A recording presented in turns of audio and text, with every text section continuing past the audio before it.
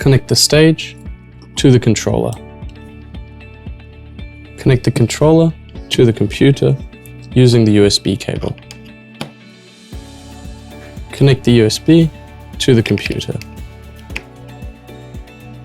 Connect power to the controller. With the USB connected to your computer, open the folder for your stage.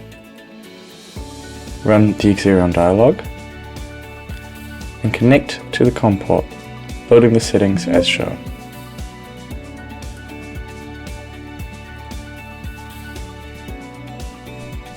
Perform a short functionality check.